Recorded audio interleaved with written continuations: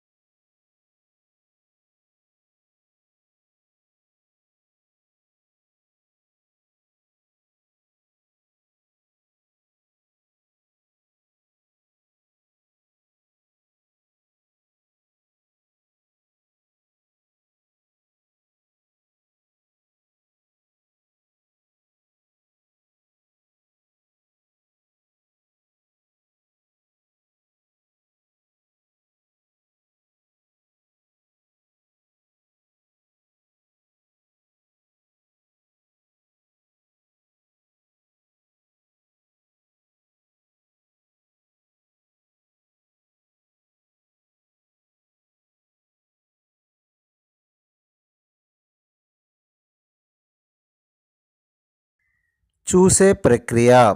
ఉదాహరణకు పిల్లవాడు బొమ్మను ముక్కలు ముక్కలుగా చేసి చూడటం, అదేవిధంగా మళ్ళీ ఆ ముక్కలను కలిపి బొమ్మను చేసే ప్రయత్నం చేయడం.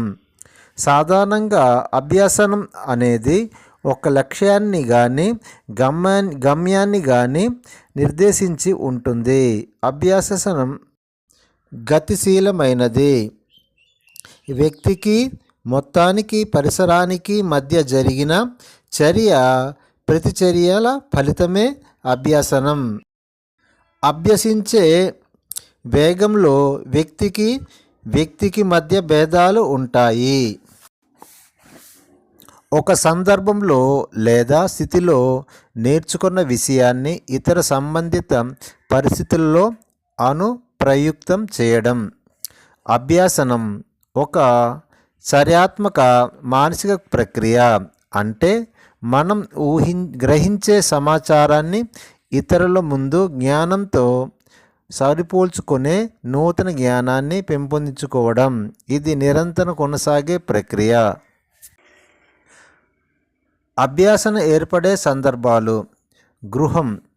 పిల్లలలో అభ్యాసనానికి తొలిమెట్టు ఇల్లు. గృహ వాతావరణంలో పిల్లలు అభ్యాసనం రకరకాలుగా జరుగుతుంది. పిల్లలు మొదటగా అభ్యాసనాన్ని అనుకరణ ద్వారా గృహ వాతావరణంలోని తల్లిదండ్రులు, సోదరులు, ఇంటిలోని ఇతర వ్యక్తుల ద్వారా నేర్చుకుంటారు. తర్వాత కొంత వయసు వచ్చిన తర్వాత పాఠశాలకు వెళ్ళడం జరుగుతుంది. అంతకుముందు కుటుంబ సభ్యులను ఏ విధంగా ప్రభావితం చేస్తారో చూద్దాం. కుటుంబ రకరకాలు. కుటుంబ వాతావరణం, క్రమశిక్షణా పద్ధతులు, తల్లిదండ్రులు పిల్లల మధ్య సంబంధం, తల్లిదండ్రుల పెంపకం విధానం మొదలగున్నవి అభ్యాసన ప్రభావితం చేస్తాయి. కుటుంబంలోని తల్లిదండ్రులు విద్యాస్థాయి, అభ్యాసన పట్ల వారి దృక్పథ, గృహంలో చదువుతున్న వ్యక్తుల సంఖ్య అభ్యాసనం ప్రభావితం చేయును. కుటుంబం పిల్లల అభ్యాసన మీద గణనీయమైన ప్రభావితం కలుగజేస్తుంది. కుటుంబ రకరకాల ప్రధానమైనది. కుటుంబ వ్యవస్థ. కుటుంబ వ్యవస్థ మధ్య సంబంధాలు సక్రమంగా లేకున్నా, ఎప్పుడు తగాదాలు, గొడవలు ఉంటే ఆ ప్రభావితం పిల్లల అభ్యాసంపై పడి చదువులో వెనకబడిపోతారు. తల్లిదండ్రులు ఆశలు. కొంతమంది తల్లిదండ్రులు సామాజిక అంతస్తు కోసమని పిల్లలు వారి శక్తికి మించి లక్ష్యాన్ని సాధించడంలో విఫలమై తనకు కలుగుతున్న అనుమానాల మధ్య చిక్కుకొని మానసిక సంఘర్షణల వల్ల ఏది సాధించలేని స్థితిలో ఏర్పడుతుంది. కావున అభ్యాసన విషయంలో పిల్లలు అనవసరమైన ఒత్తిడికి గురి చేయకూడదు. కుటుంబంలో శిశు పుట్టుక వరుస క్రమం.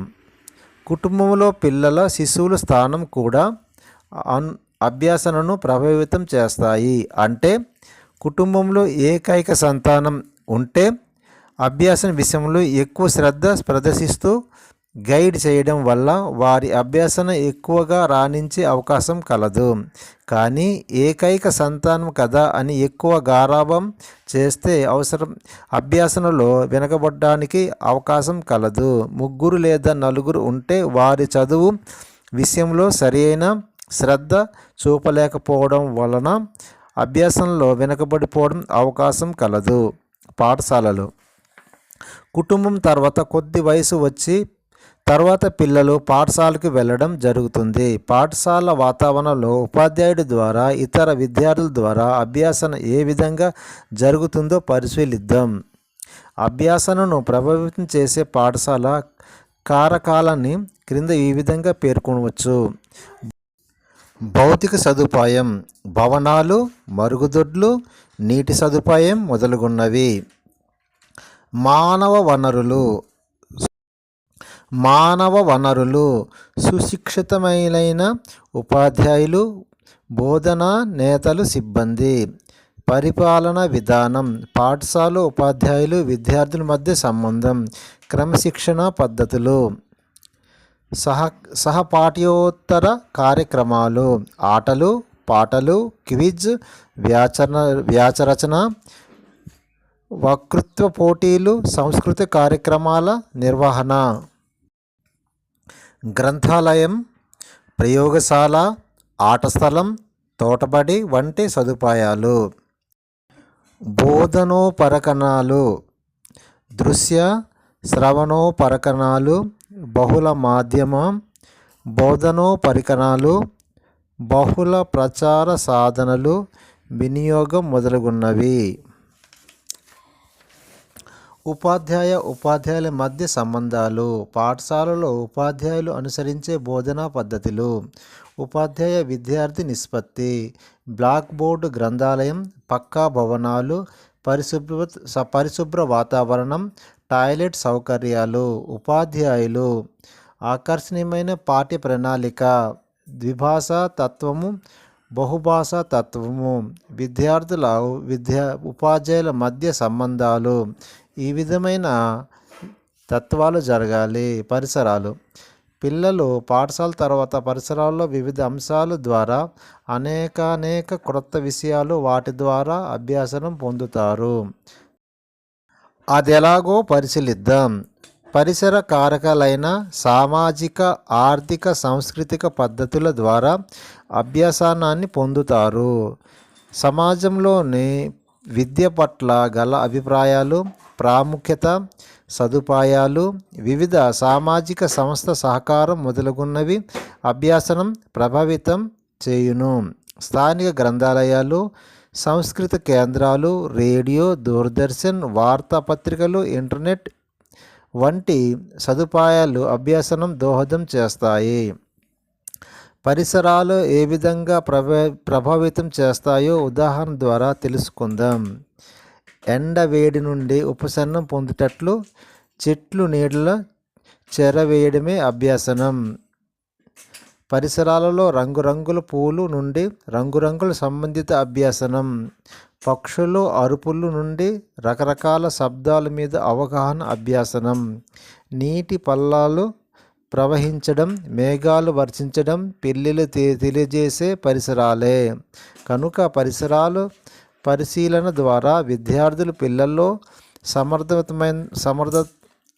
సమర్థవంతమైన అభ్యాసనం జరుగుతుందని చెప్పవచ్చును. అభ్యాస నిర్ణయ కారకాలు. అభ్యాసానికి వివిధ కారకాలను గురించి తెలుసుకుందాం. వీటిని ముఖ్యంగా 3 కారకాలు విభజించవచ్చును. అవి: మొదటిది అభ్యాసకునికి సంబంధించిన కారకాలు, రెండోది అభ్యాసన అంశానికి సంబంధించిన కారకాలు, మూడోది అభ్యసించే పద్ధతికి సంబంధించిన కారకాలు. అభ్యాసకునికి సంబంధించిన కారకాలు. ఇందులో చాలా రకాలు ఉన్నాయి. మొదటిది పరిపక్వత, రెండోది ప్రేరణ, మూడోది ఏకాగ్రత, నాలుగోది వైఖరి, ఐదోది అవసరాలు, ఆరోది ఆసక్తి, ఏడోది స్మృతి, ఎనిమిదోది ఉద్వేగాలు, తొమ్మిదోది సహజ సామర్థ్యాలు, 10ది మూర్తిమత్వం, 11 ప్రజ్ఞ, 12 గమ్య సాధన, 13 వయస్సు, 14 లింగభేదం, 15 అధ్యయన, 16 అలవాట్లు, 17 పూర్వ జ్ఞానం, 18 శారీరక ఆరోగ్యం, 19 ఆరోగ్యం, మానసిక ఆరోగ్యం. ఈ విధమైనవి కారకాలు ఉన్నాయి. అభ్యాసనం బాగా జరగాలంటే పై కారకాలు అన్ని సక్రమంగా ఉన్నట్లయితే అభ్యాసనం ఆశించినంత వరకు బాగా జరుగును. అభ్యాసనం సంసిద్ధత. ఏదైనా విషయాన్ని అభ్యసించడానికి వ్యక్తి శారీరకంగా, మానసికంగా సిద్ధంగా ఉండటాన్ని సంసిద్ధతగా చెప్పవచ్చు. అభ్యసించేవారు సంసిద్ధులుగా ఉంటే నేర్చుకోవడంలో పూర్తి ఏకాగ్రత నిలుపగలుగుతారు. వారి పూర్తి శక్తిని దానిలో వినియోగిస్తారు.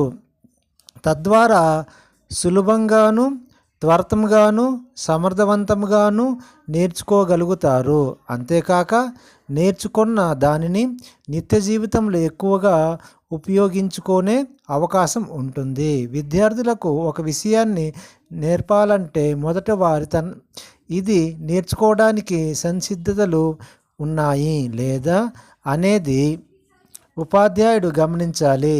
సంసిద్ధులుగా ఉంటే నేర్పించవచ్చు. ఒకవేళ విద్యార్థులు సంసిద్ధులుగా లేకపోతే సంసిద్ధులుగా లేకపోవడానికి గల కారణాలు పరిష్కరిస్తూ విద్యార్థులను అభ్యాసనకు సంసిద్ధులుగా చేయాలి. అభ్యాసనం పట్ల విద్యార్థులు సంసిద్ధులుగా ఉండని కొన్ని సందర్భాలు: నేర్చుకునే విషయం వల్ల కలిగే ప్రయోజనం లేకపోవడం, వైవిధ్యమైన బోధన కాకుండా యాంత్రికంగా బోధించడం, తీవ్రమైన సాంఘిక ఆర్థిక అవసరాలు లోటు, ఇంటిలోని కానీ పాఠశాలలోని కానీ ఏదైనా విచారణకరమైన సంఘటనలు జరిగినప్పుడు భోజన విరామ సమయంలో బోధించడం, పాఠశాల సమయం అయిపోయిన తర్వాత బోధించడం, ఆటల పీరియడ్లో ఆటలు వెళ్ళనీయకుండా ఉంచి పాఠాలు బోధించడం మొదలైనవి. నేర్చుకోవడానికి కావలసిన శారీరక పరిపక్వత లేకపోవడం. ఉపాధ్యాయుడు ఎల్లప్పుడూ విద్యార్థి అభ్యసన సంసిద్ధత గమనిస్తూ ఎప్పటికప్పుడు వారిని సంసిద్ధులుగా చేయడానికి తగిన చర్యలు చేపట్టాలి. అభ్యసనం పరిపక్వత జన్మతః వ్యక్తిలో ఉన్న సహజ సామర్థ్యాలు మనసులో పాటు క్రమంగా వికసించడానికి పరిపక్వత అంటారు. అభ్యసించవలసిన అంశాన్ని తగిన పరిపక్వత లేనిదే ఎంత శిక్షణ ఇచ్చినా అభ్యసనం జరగదు. ఉదాహరణకు 6 నెలలు పిల్లవాడికి ఆ ఆ అని నేర్పితే నేర్చుకోలేడు. అంటే ఆ ఆలు నేర్చుకోనేంత పరిపక్వత 6 నెలల వయసు ఉన్న పిల్లలకు ఉండదు. కాబట్టి అభ్యసనం అనేది పరిపక్వత మీద ఆధారపడి ఉంటుందని తెలుస్తుంది. పరిపక్వత అనేది వ్యక్తిలో సహసిద్ధంగా వయసుతో పాటు జరిగే ఒక ప్రక్రియ. దీనిలో ప్రధానంగా 2 అంశాలు ఉంటాయి. అవి: ఒకటి, పరిసరాల్లోని ఉద్దీపనను గ్రహించడం. రెండవది, గ్రహించిన దాన్ని వినియోగించుకుని ప్రతిస్పందించగలగడం. పరిపక్వతపై పరిసర ప్రభావం కంటే ఆనువంశికత ప్రభావం ఎక్కువగా ఉంటుంది. పక్షులు ఎగరడం అనేది పరిపక్వతలోనే జరుగుతుంది. కానీ మానవుల ప్రవర్తనలో మార్పులు పరిపక్వతతో వచ్చాయా లేదా అభ్యసనలో వచ్చాయా అని నిర్ణయించడం అంత సులభం కాదు. కానీ జాగ్రత్తగా గమనిస్తే ఈ రెండిటికి మధ్య గల భేదాన్ని గమనించవచ్చు.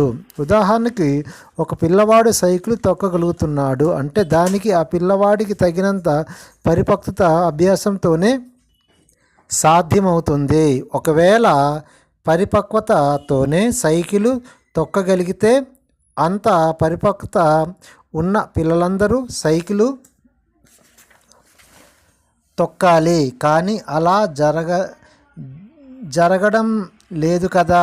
అంటే సైకిల్ తొక్కాలంటే పరిపక్వత అభ్యాసం రెండూ కావాల్సిందే. అభ్యసనం సమర్థవంతంగా జరగాలంటే తగినంత పరిపక్వత అవసరం. కానీ నేడు పూర్వ ప్రాథమిక పాఠశాలలో పిల్లలు పరిపక్వత రాక ముందు చాలా విషయాలు నేర్చుతున్నారు. ఈ విధంగా చేయడం వల్ల పిల్లలకు నేర్చుకోవడానికి చాలా సహాయపడుతుంది. అంతేకాదు, భావనలు సరిగా ఏర్పడక ఒకదానితో ఒకటి చెప్పడం, రాయడం చేస్తుంటారు. పరిపక్వత రాక ముందే పిల్లలు అసలు అభ్యసించకపోవడం లేదా ఎంతో కొంత అభ్యసించినప్పటికీ అభ్యసనం అనేది వారికి భారంగా మారవచ్చు. తద్వారా అభ్యసనం పట్ల ఆసక్తి సన్నగిల్లుతుంది. కాబట్టి పరిపక్వత స్థాయిని బట్టి పాఠ్యాంశాలు రూపకల్పన చేయాలి.